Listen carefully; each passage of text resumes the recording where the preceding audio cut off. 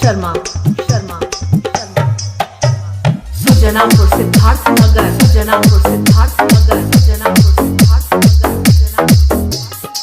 चैती बररिया मचौले बतबाही लस लस देह करे आवेला जम्हारी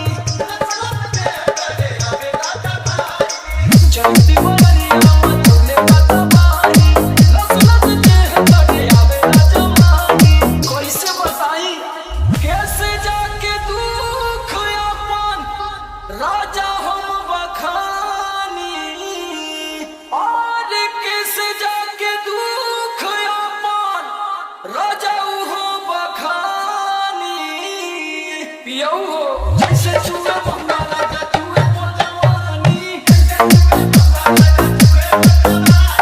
जैसे चूड़ा बंगा लगा चूहे पर जवानी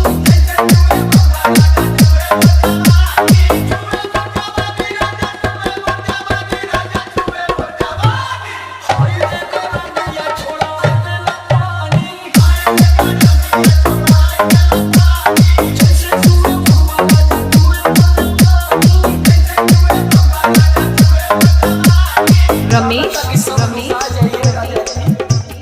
शर्मा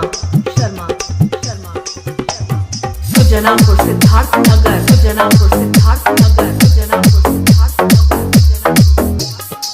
पहरा में राजा करता ना ड्यूटी सगरो बिगाड़ जाता हमरो ड्यूटी सगरो बिगाड़ जाता हमरो ड्यूटी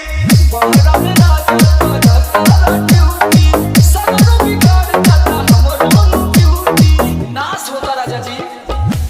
और सुनील समार का बताई परेशानी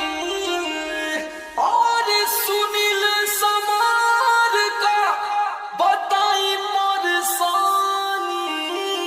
रउआ बुझाते नहीं थे जैसे चूड़ा बंगा राजा चूहे पर जवानी जैसे चूड़ा बंगा राजा चूहे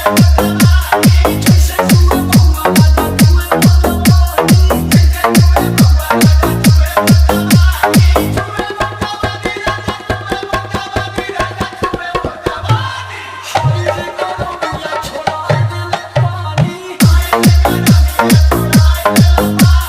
रमेश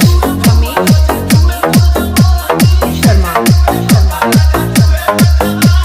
सुजनापुर सिद्धार्थनगर सुजनापुर सिद्धार्थनगर सुजनापुर सिद्धार्थनगर सुजनापुर सिद्धार्थनगर